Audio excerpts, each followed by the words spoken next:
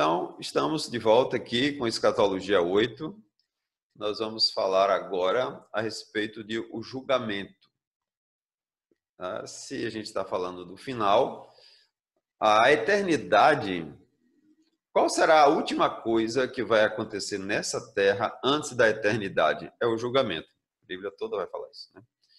A Bíblia não fala da eternidade. A Bíblia diz assim que nenhum ser humano ouviu, né? Nenhum olho viu, nem entrou no coração do homem aquilo que Deus tem preparado para ele.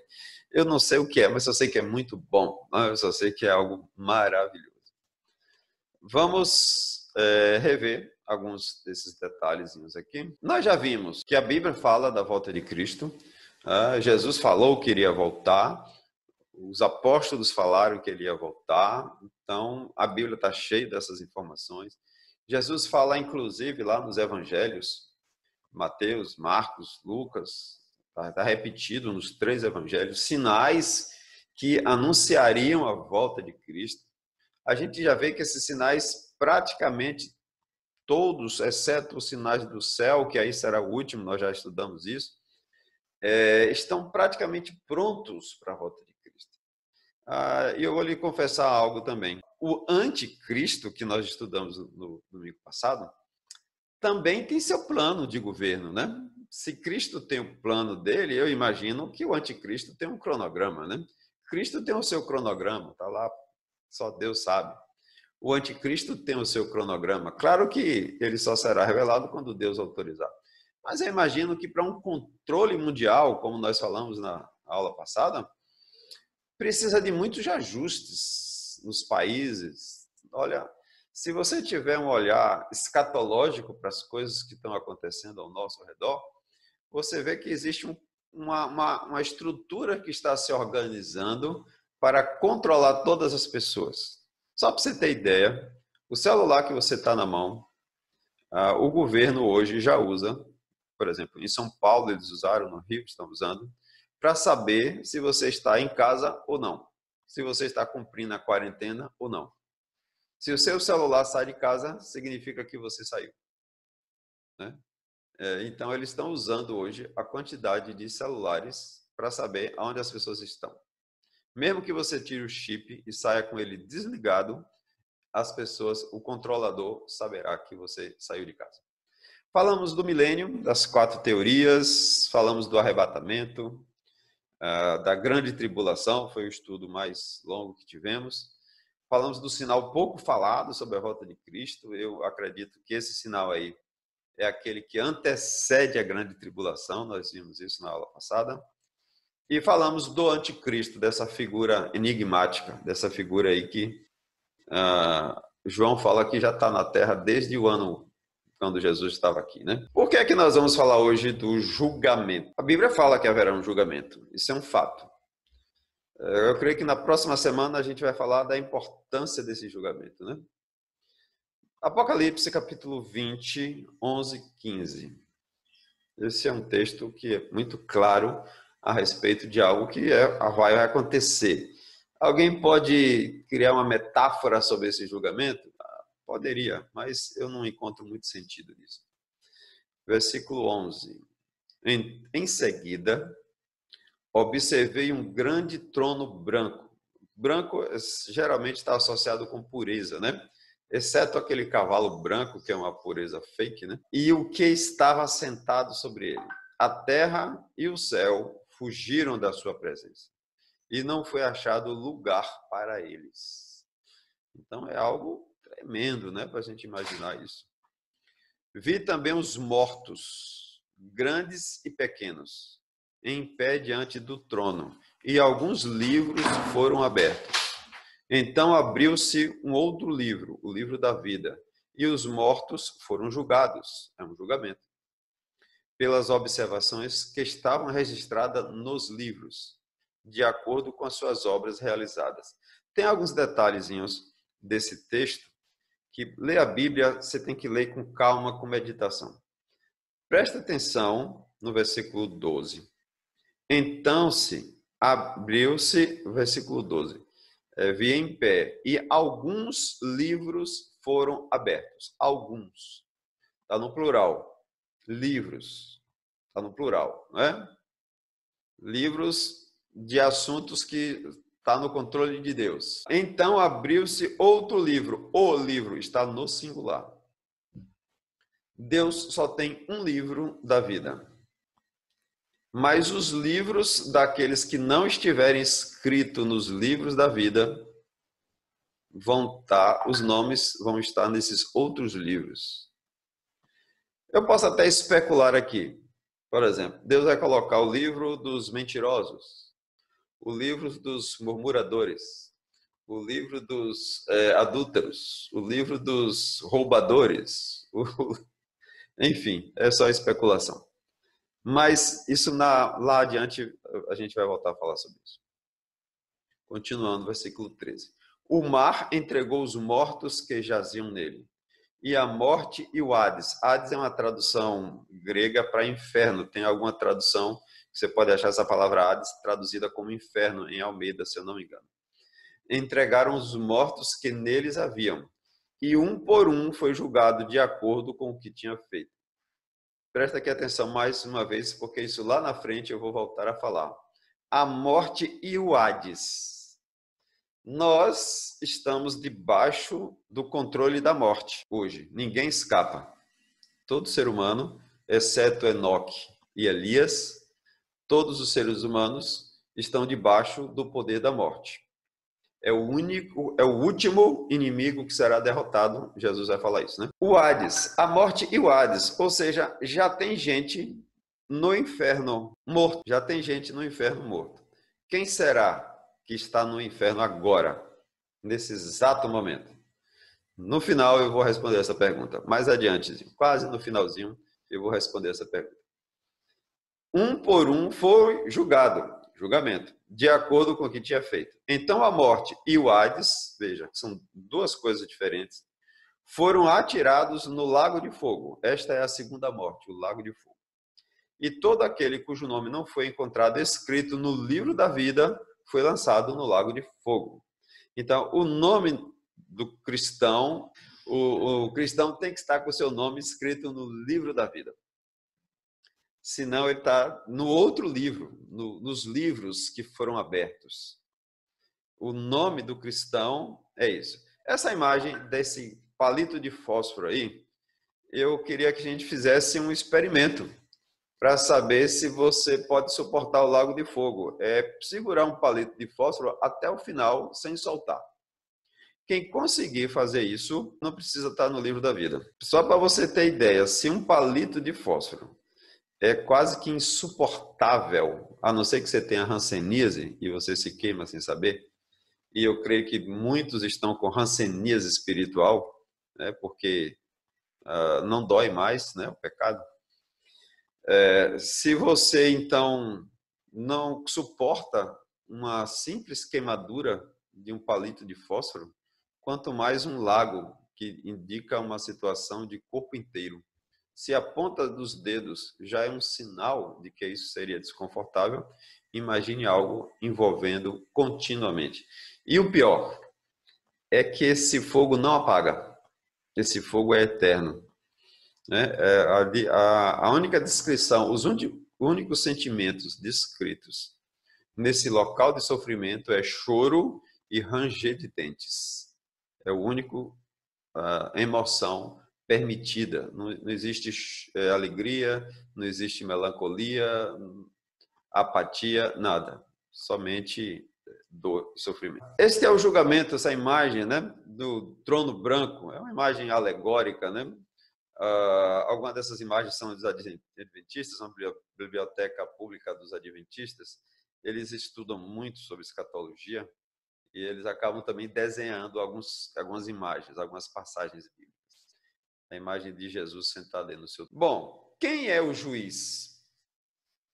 Quem será o juiz? Se tem um julgamento, tem que ter um juiz. Jesus é o próprio juiz.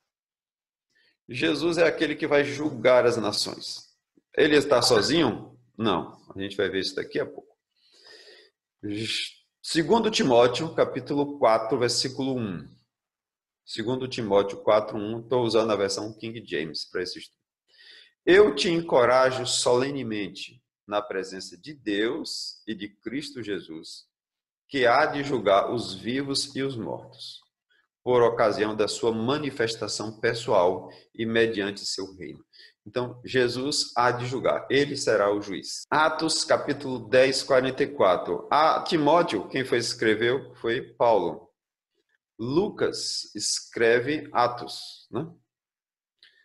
E foi ele mesmo que nos mandou pregar a todas as pessoas e testemunhar que foi a ele que Deus constituiu juiz dos vivos e dos mortos. Deus constituiu Jesus como juiz. Jesus tem autoridade para julgar. Quando as pessoas rejeitam a Jesus, elas estão rejeitando, né, o advogado, que a gente vai falar daqui a pouco. Para reforçar ainda mais que Jesus é o juiz, Atos 17, 31. Porque determinou um dia, aí a gente vai ter problemas com aquelas teorias dispensacionalistas, onde teria, por exemplo, duas ressurreições, né? E aí você teria, então, um julgamento de um julgamento do outro separado, enfim, começa a entrar em alguns conflitos, algumas teorias que nós já vimos. Porque determinou um dia em que julgará o mundo com o rigor de sua justiça, por meio do homem que para isso estabeleceu. E quanto isso, ele deu provas a todos ao ressuscitá-lo dentre os mortos. Quem vai julgar não é um espírito, é o próprio Jesus ressuscitado, homem. Jesus Cristo ressuscitou em corpo. Ele é quem irá julgar as nações. Jesus será o juiz. Mas, veja que coisa interessante, advogado aqui. 1 João, capítulo 2, versículo 1 e 2. A Bíblia está chamando Jesus anteriormente de juiz, né? O julgamento do último dia. Mas João dá um outro título a Jesus. Capítulo 2, versículo 1 e 2. 1 João, primeira carta, né? Caro filhinhos, estas palavras vos escrevo para que não pequeis. Entretanto, se entretanto alguém pecar, temos advogado junto ao Pai, Jesus Cristo, o justo. Ele é a propiciação pelos nossos pecados, e não somente por nossas ofensas pessoais, mas pelos pecados do mundo, de todo o mundo. Olha, Jesus Cristo é juiz e Jesus Cristo é advogado. Hoje, para o mundo, para as pessoas todas que o receberem, Jesus Cristo é o advogado. Um dia ele será juiz. Tem um ditado que eu vi, alguém me trouxe uma ideia que eu achei tão interessante. Todos os caminhos nessa terra levam a Jesus como juiz. Todos os caminhos levam a Deus como juiz. Qualquer um que você escolher vai te levar a Deus como juiz. Mas, como advogado, só tem um caminho. É através do recebimento de Jesus como Salvador. Se você tem Jesus como seu Salvador, hoje ele é seu advogado. Você parte da terra com a justiça dele. E no dia em que você estiver diante desse tribunal, você chega lá, você será julgado, vamos ver isso, mas você chega com um advogado. O próprio juiz será o seu advogado. Porque você partiu daqui com essa marca. As pessoas que morrerem sem Jesus, morrem sem advogado. Elas vão morrer apenas com um promotor de acusação, o acusador. O Apocalipse vai chamar o diabo de o acusador. E se a gente pudesse colocar essas verdades no coração das pessoas, seria ótimo. Mas, infelizmente, eu creio que as pessoas estão resistindo ao chamado do Espírito Santo que está aqui na Terra, conscientemente. Nossa oração é para que Deus possa quebrantar esses corações e os seus eleitos eu sei que ele vai chamar. Todos os caminhos levam a Deus como juiz. Somente um caminho leva a Deus como Pai, através de Jesus. Somente um caminho leva a Deus com um advogado, o próprio Jesus. Quem será julgado? Será que nós vamos ser julgados? Você vai ser julgado mesmo? É o que você acha aí? Você vai ser julgado ou você vai pular o julgamento? Romanos capítulo 2. Vamos ver isso aí? Capítulo 2, versículos 5 e 8. Entretanto, por causa da sua teimosia e do seu coração insensível, que não se arrepende, acumulas ira sobre ti no dia da ira de Deus, quando se revelará plenamente o seu justo julgamento. Deus retribuirá a cada um segundo o seu procedimento. Ele concederá vida eterna aos que, perseverando em fazer o bem, buscam glória, honra e imortalidade. Por outro lado, reservará ira e indignação para todos os que se conservam egoístas, que rejeitam a verdade e preferem seguir a justiça. Né? Então, Deus irá retribuir a cada um. A cada um está envolvendo a todos. Todos. Uns vai receber glória, honra e imortalidade nesse julgamento.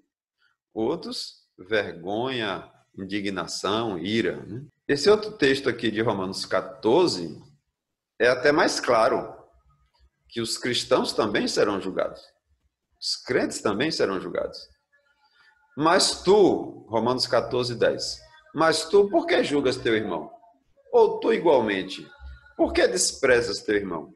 Pois todos compareceremos diante do tribunal de Deus.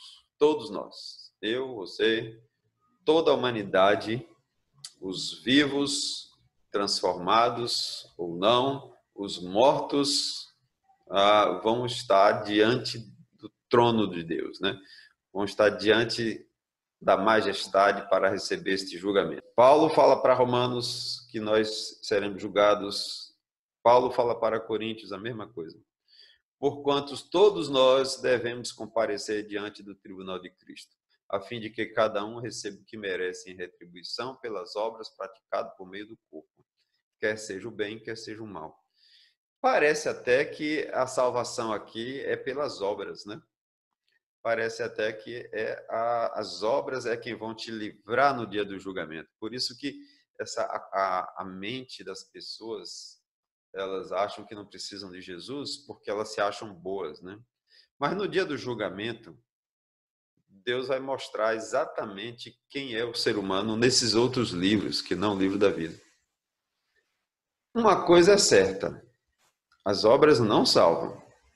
As obras não são passaporte para que ninguém entre no reino de Deus. Esse passaporte é apenas a graça, a misericórdia através de Jesus Cristo. Mas isso tem que ficar muito claro na mente do cristão. Um cristão que se diz cristão e nega o seu título de cristão com más obras, ele só está se enganando. Tem que ser uma coisa assim, carne e unha, né? Tem que ser algo íntimo. A vida do cristão tem que estar confirmada com boas obras. Fora disso é enganação. Fora disso está no outro livro, está fora do livro da vida. O que a gente não pode é colocar as obras na frente. Mas depois da conversão, depois do recebimento de Jesus, depois da entrega da vida, as boas obras têm que fazer parte da vida do cristão. Não é uma questão, a não ser que você esteja numa cruz e em seguida, depois de receber Jesus, morra. Aí é a graça. Tirando as exceções, que eu acredito que são muito poucas, talvez eu já tenha visto alguma na minha vida, às vezes estou no hospital, me chama alguém para visitar um doente, eu sei que aquele doente está terminal, eu já passei por essa experiência, uma pessoa com câncer na laringe, e nos seus últimos dias ele já não estava respondendo, mas eu fiz o apelo e pedi a ele para piscar o olho, se ele queria receber Jesus. E ele piscou. Eu não sei o que ele falou lá por dentro, mas eu imagino que ele recebeu, ele entendeu o que ele estava falando, o que ele estava ouvindo. E no outro dia a pessoa me ligou e disse assim, olha, meu pai partiu, o pai faleceu. Tirando essas exceções, se você não vai morrer no outro dia, depois de receber Jesus, as nossas obras serão julgadas, junto com a nossa vida, tá? Então, o cristão precisa ter esse carimbo, esse selo. Se ele é cristão, ele está acompanhado de boas obras. Eu não imagino um cristão chegando no céu e dizendo para Jesus assim, Jesus, eu te recebi, eu até me batizei, tomava ceia, eu dava o dízimo, mas a sua vida fala o oposto. Né? Jesus vai dizer o quê? Não te conheço, afastai-vos de mim. Né? Alguns vão dizer, mas eu não fiz milagres, eu preguei e tanta gente se converteu. Jesus quis dizer, apartai-vos de mim, malditos. Né? É porque não é. João, capítulo 3:17. Que coisa interessante. Nós seremos julgados, é um fato, mas não seremos condenados.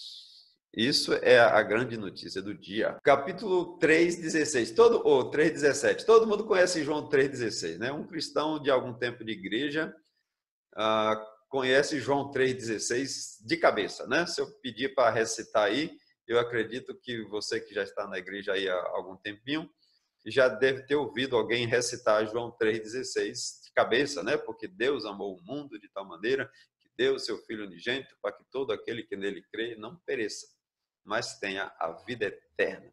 Mas o 3:17 e 18 a gente não recita de cabeça, né? E é importante para esse assunto de hoje. 17. Portanto, Deus enviou o seu Filho ao mundo não para condenar o mundo, mas para que o mundo fosse salvo por meio dele.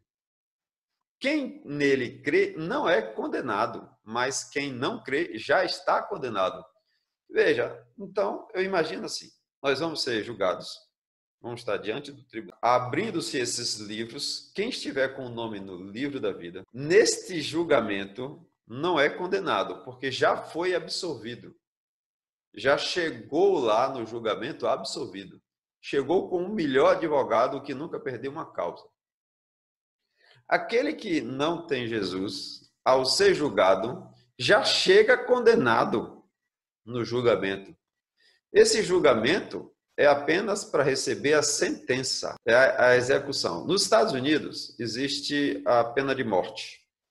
Tem alguns documentários que falam de pessoas no corredor da morte. Acontece mais ou menos assim. A pessoa cometeu um crime terrível, ela vai ao julgamento. Ela comparece diante de um juiz, com um advogado e o promotor. Aquele crime sendo provado pelas evidências, pelas testemunhas, ele pega ou prisão perpétua, em alguns estados, ou pena de morte, né? Parece que a Geórgia mesmo tem pena de morte. Parece que, não sei se o Arizona, o Texas, talvez tenha pena de morte. Acho que o Texas tem pena de morte. Ele recebe a sentença dele, condenado, pena de morte. Só que não matam o rapaz ou a moça imediatamente depois desse julgamento.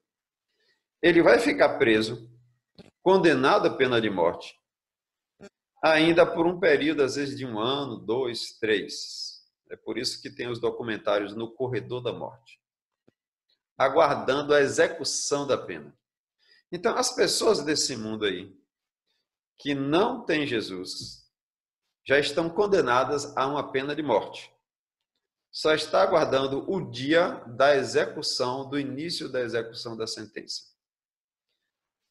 Graças a Deus, né? Se você está ouvindo essa EBD, espero em Deus que você esteja no livro da vida, porque não acreditou no nome do Filho unigênito de Deus, rejeitou conscientemente, apesar de tantos apelos, apesar de tantas oportunidades. Os anjos serão julgados. Veja só, os anjos vão ser julgados. Nada escapa, porque anjo tem consciência, anjo tem livre-arbítrio, anjo tem poder de decisão, então será julgado. Né? As plantas não vão ser julgadas, os animais não vão ser julgados, mas os anjos sim. Segundo Pedro, capítulo 2, versículo 4. Ora, se Deus não poupou os anjos que pecaram, mas os lançou no inferno, aprisionando-os em cadeias abismais tenebrosas, com o propósito de serem reservados para o juízo. Lembra quando eu falei que tinha alguém, a morte e o Hades entregaram seus mortos? Hades é inferno, né? A tradução de Hades e inferno é a mesma. Então, no Hades, quem vai entregar seriam anjos rebeldes, né? E de tão terríveis que seriam esses anjos, Deus nem permitiu que eles estivessem na terra, né? Porque a gente tem os demônios que estão aqui, a Bíblia fala isso. Eu imagino que esses anjos, Deus nem permitiu que eles tivessem liberdade de atormentar a terra, de tão poderosos, o estrago seria tão grande, né? E em Judas também, Judas só tem um capítulo, então Judas 6 diz assim: e quanto aos anjos que não guardaram sua autoridade e santidade originais, mas abandonaram o seu próprio domicílio, ele os tem mantido em trevas, preso com correntes eternas, para o julgamento do grande dia. Então, os homens serão julgados, os anjos serão julgados. Quem vai julgar os anjos? Adivinhe quem vai julgar os anjos. Se você adivinhar, você não está no livro da vida. Que a Bíblia diz que os adivinhos não vão entrar no livro da vida. Mas conheça, então, está lá, 1 Coríntios, capítulo 6, 2. Ou desconheceis que os santos julgarão o mundo todo? Nós vamos julgar o mundo todo. E se o mundo será julgado por vós, como sois incompetentes para julgar assuntos de tão menor importância? Paulo estava aqui dizendo que um cristão não deve levar um outro cristão ao tribunal. Nós temos que ter sabedoria para julgar aquelas questões dentro da comunidade cristã. Nós deveríamos ter essa sabedoria. Infelizmente, a gente vê algumas exceções. Versículo 3. E mais, não sabeis vós que iremos julgar inclusive os anjos? Quanto mais as demandas triviais dessa vida, irmão, se prepare para você julgar o mundo. Você vai para um julgamento, vai comparecer perante o tribunal de Cristo. Cristo olhando lá, seu nome está no livro da vida, tá? Sobe para cá, senta no teu trono agora, vamos julgar agora aqueles que não estão no livro da vida. E ainda julgar os anjos. Eu fico imaginando que a nossa mente não pode ser essa que a gente tem, né? Se a gente não consegue, às vezes, resolver uma questão de pensão alimentícia, de divisão de bens, né? As pessoas se pegam por causa disso, né? Ou questões domésticas, de um querer fazer uma coisa, outro querer fazer outra, e começa um bate-boca. Se a nossa mente está tão, assim, inativada no senso de julgamento, de justiça, para fazer um julgamento de anjos do mundo todo, não pode ser essa mente que a gente tem hoje. Tem que ser um corpo glorificado, aí sim, com o corpo glorificado, com a mente expandida, com o conhecimento de Deus em nós, aí nós vamos receber as ferramentas para julgar. Hoje nós somos julgados, a gente julga parcialmente os outros, né? A gente costuma, inclusive, julgar. Se você gosta da pessoa, você tem um veredito. Se você não gosta, você tem outro veredito. Eu estava assistindo um documentário recentemente, onde era tudo fake. Colocaram 2 grupos de pessoas. Pegaram 3 pessoas bonitas, assim, com aparência que as pessoas julgam serem pessoas bonitas, e 3 pessoas que tinham uma aparência de pessoas feias.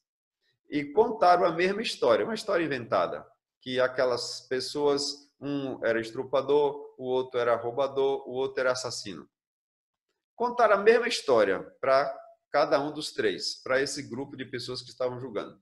As pessoas bonitas receberam uma pena menor do que as pessoas feias para o mesmo crime. Ou seja, o senso de julgamento que nós temos é estético. Ainda tem mais. Os negros pegaram uma pena maior do que os brancos. Ou seja, o julgamento é racista, né?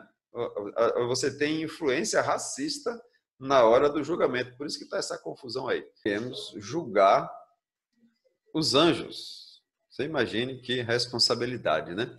É preciso uma mente completamente diferente da que nós temos agora, para que isso seja feito com a justiça, com o nível da justiça de Deus, né?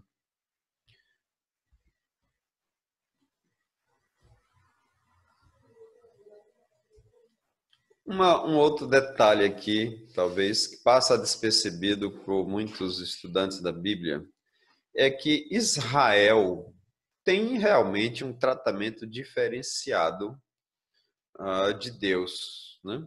A gente vê que tem coisas assim que são muito específicas para o povo judeu.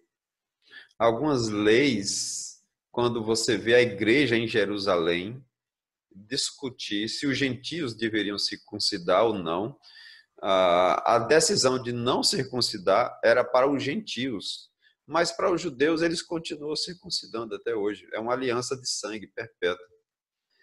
E em Mateus, capítulo 19, 28, Jesus está falando da sua sermão escatológico, né? Jesus lhe respondeu, no versículo 28, com toda certeza vos afirmo que vós, os que me seguistes, quando ocorrer a regeneração de todas as coisas, ele está falando de quê aqui? Ele está falando do final dos tempos. Quando ocorrer a regeneração de todas as coisas, e o Filho do Homem se assentar no trono da sua glória, né? Também vos assentareis em 12 tronos para julgar as 12 tribos de Israel. Então, o julgamento do judeu é feito por judeu. Um gentil não vai julgar um judeu. Judeu julga judeu. Porque tem coisas ali da cultura, tem coisas da própria palavra de Deus que são específicas para esse povo. Então, é como se Deus realmente dando equidade, né? Tratando o diferente de modo diferente e os iguais de modo igual. Ok?